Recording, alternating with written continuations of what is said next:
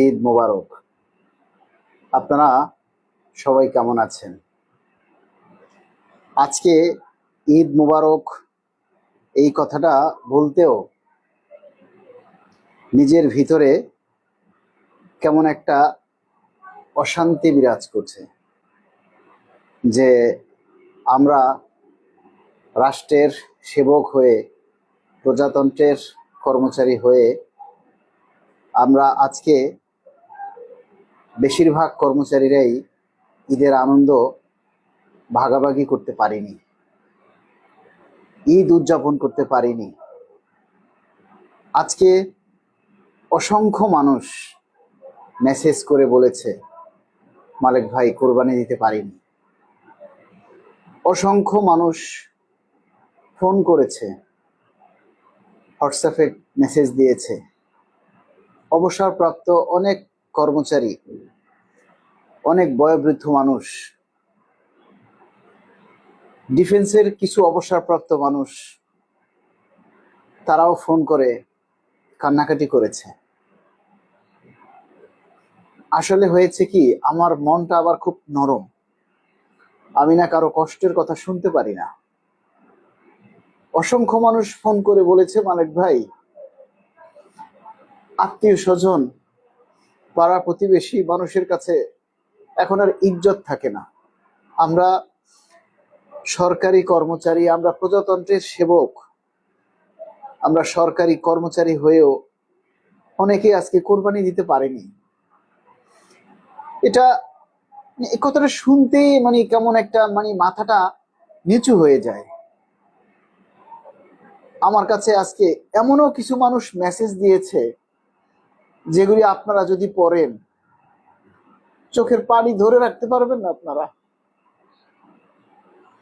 অসংখ্য মানুষ মেসেজ দিয়েছে, ফোন করে বলেছে, আজকে ঈদের দিন আমরা বর্ডার পাহারায় আছি, এক টুকরো ঈদের মাংস আমাদের কপালে জুটিনি, অথচ আমরা দেশ রক্ষায় আমরা সবাই ব্যস্ত, দেশের সেবায় আমরা সবাই নিয়োজিত। আজকে অসংখ্য মানুষ আছে যারা এক টুকরো মাংস খেতে পারেনি। একজন সরকারি কর্মচারী হয়ে যদি সে একটা ঈদ উদযাপন করতে না পারে, একটা কোরবানির বছরে একটা দিন যদি তারা সেটাতে অংশ নিতে না পারে, অনেক ছেলে মেয়ের কাছে, আত্মীয় স্বজনের কাছে মাথা নিচু করে থাকতে হয়।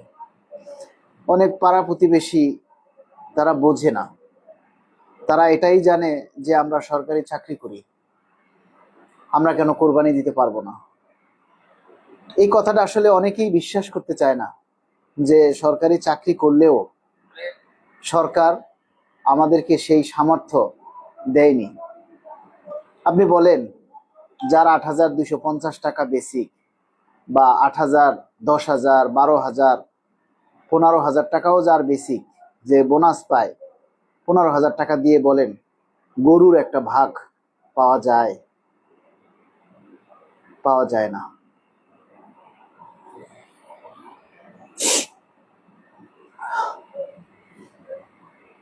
মাননীয় প্রধানমন্ত্রীকে আমরা বলতে চাই যে সেরা প্রধানমন্ত্রী, সেই সেরা প্রধানমন্ত্রীর কাছে আমরা সেরাটাই চাই। অতীতের কোনো পে স্কেল কিন্তু 2 ধাপের বেশি হয়নি।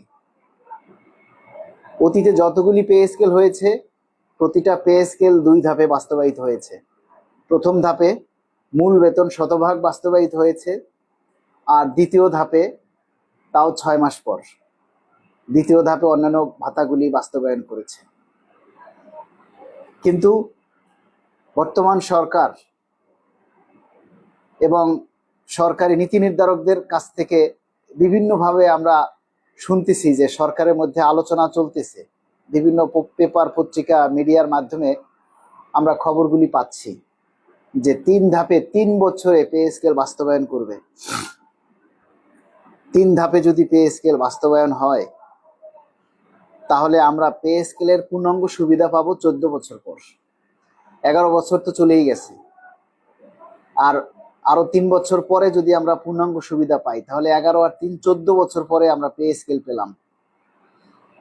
14 বছর পরে যদি আমরা পে স্কেল পাই, তাহলে পরবর্তী 10ম পে স্কেল আমরা কবে আশা করব বলেন আপনারা? যারা আজকে কোরবানি দিতে পারেননি, তাদের সকলের কাছে আমরা সমবেদনা জানাচ্ছি। দুঃখ করবেন না। কোরবানি হচ্ছে,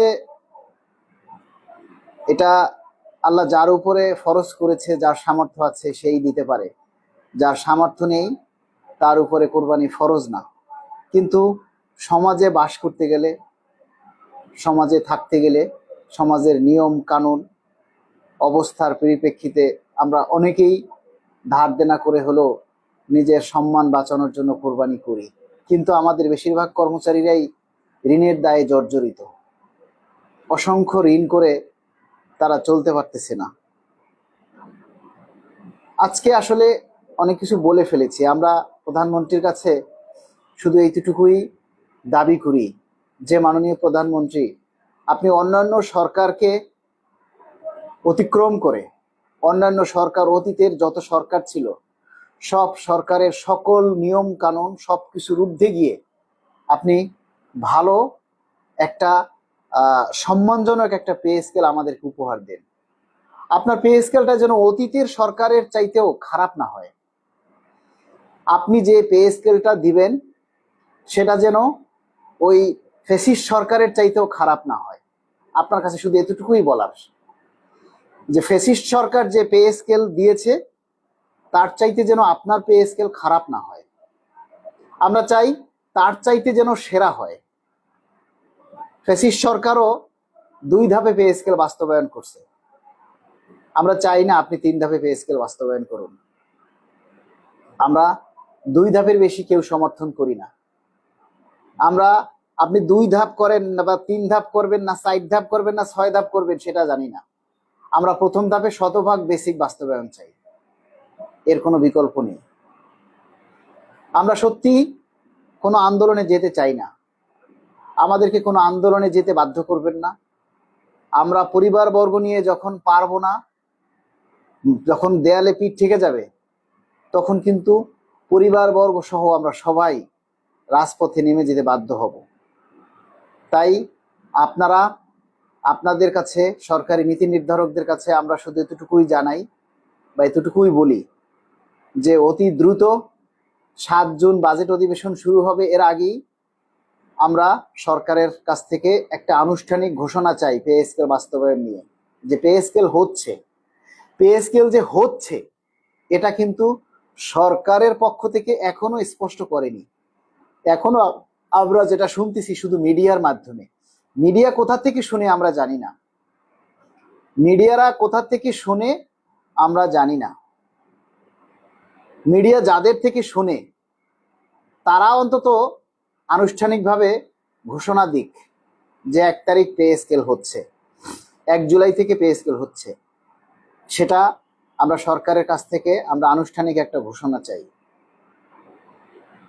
আজকে আপনার দিনটা কেমন কেটেছে আপনাদের সবাই একটু কমেন্টস করে জানান। আসলে আজকে আপনাদের সাথে একটু আড্ডা দেওয়ার জন্য এসেছি। আজকে ঈদের দিন, আপনাদের দিনটা কেমন, কে কিভাবে কাটিয়েছেন সেগুলি একটু আমরা শেয়ার করব। সবাই একটু কমেন্টস করে জানান। তরিকুল খান, তৌফিক খান, সরি, আমি কোরবানি দিতে পারিনি। আমার ছেলেটা বলতেছে, বাবা আমাদের গরু কই? কিছু বলার নেই। মাসুক মিয়া, আসসালামু আলাইকুম। মালিক ভাই, ঈদ মোবারক। আপনার জন্য দোয়া রইল, আপনাদের জন্য দোয়া রইল। আবু হামজা ভাই, ঈদের শুভেচ্ছা দিলাম। মোহাম্মদ রানা আসিফ, আপনার কথায় সতর্কতা অবলম্বন করার প্রয়োজন আছে, কেননা আবারও যদি সেই ফ্যাসিস্টের কাছেই পে স্কেল চাইতে হয়, আপনার বোঝায় ভুল আছে। আমি বলেছি যে ফ্যাসিস্ট সরকারের চাইতে যাতে এই সরকারের পে স্কেলটা ভালো হয়। ফ্যাসিস্ট সরকারও 2 ধাপে পে স্কেল দিয়েছে, আর বর্তমান সরকার যাতে সেই 2 ধাপকে অতিক্রম না করে, আপনার বোঝার ভুল আছে। তৌফিক খান লিখেছেন, ভালো কাটেনি। আমরা জানি আজকে অনেকেরই ভালো কাটবে না। মুসলিম উদ্দিন, ছেলে মেয়ে বলে বাবা তুমি সরকারি চাকরি করে গরু কিনতে পারো না। আমি বলছি বাবা আল্লাহ তৌফিক দিলে কিনবো। বাবা মা বলে বাবা নিচে গরু দেখতে যাব। আমি না বলছি ছেলে মেয়ের মন খারাপ হবে বলে সারা দিন শুয়ে দিন কাটালাম। এবার দ্রব্যমূল্য বাড়েনি বরং কমেছে। বাহ, তাহলে তো ভালোই, সুখবর।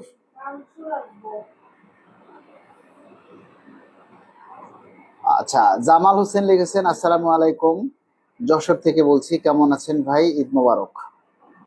Mohammad Rana Asif, who the hell you are talking about rubbish? My apartment is 2005।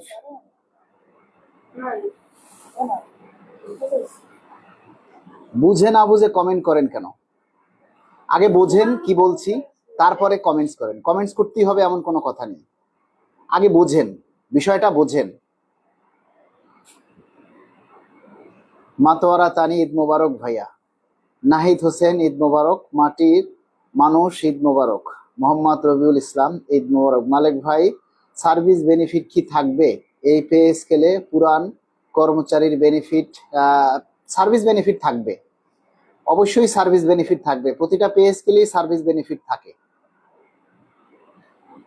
সরকারি চাকরি করে কি আমরা দোষ করলাম? আবু হামজা, জানি না ভাই, তকদির খারাপ। বাংলাদেশের সরকার তো, বাংলাদেশি সরকার আর কি হতে পারে বলেন? আমরা মাননীয় প্রধানমন্ত্রীর কাছে বারবার, না দেও, বারবার আমরা অনুরোধ করছি। আজকে ঈদের দিনেও মাননীয় প্রধানমন্ত্রীকে আমরা অনুরোধ করি যে মাননীয় প্রধানমন্ত্রী, অতীতের সব সরকার থেকে আপনি সেরা প্রধানমন্ত্রী হবেন, আমরা এটা প্রত্যাশা করি। এবং অতীতের সকল সরকারের চাইতে আপনি সেরাটাই আমাদেরকে উপহার দিবেন। আপনার কাছ থেকে আমরা সেরাটাই চাই। ঈদ মোবারক আফিয়া খাতুন তালুকদার। সবাই একটু শেয়ার করে দিন, শেয়ার করে দিলে হয়তো আরো অনেকেই দেখতে পাবে, আমাদের সাথে একটু কুশল বিনিময় করতে পারবে। আজ ঈদের দিন আমরা সবাই সবার সাথে জাস্ট কুশল বিনিময় করার জন্য এসেছি। আপনারা কেমন আছেন, কিভাবে আজকে আপনাদের দিন কেটেছে? মাহবুব খান, ঈদ মোবারক। মালিক ভাই কেমন আছেন? আলহামদুলিল্লাহ। মামুন মোল্লা, আসসালামু আলাইকুম ভাই, ঈদ মোবারক। 2005-এ আমার চাকরি, তখন বিএনপি সরকার ছিল, তখন বিএনপি সরকার ক্ষমতায় ছিল। 2005-এ, 2005-এর মার্চ মাসে আমার চাকরি। আমি 13 বছর একই গ্রেডে চাকরি করছি, ব্লক পোস্টে আছি। ব্লক পোস্টের পরিবর্তন চাই, ব্লক পোস্ট বাতিল করে আমরা এর পদোন্নতি চাই। ওর প্যাকেটটা দারোয়ানের, সাইড করে রেখে দাও। সরকারের পক্ষ থেকে আমরা একটি স্পষ্ট ঘোষণা চাই। অবশ্য ঈদের আনন্দ কিন্তু সরকারি চাকরিরত লোকের জন্য নয়। রাসেল আহমেদ জয় ঠিক বলেছেন, ঈদের আনন্দ আসলে বিশেষ করে কুরবানির ঈদ, এই কুরবানির ঈদের আনন্দটা সরকারি সব কর্মচারীদের জন্য নয়।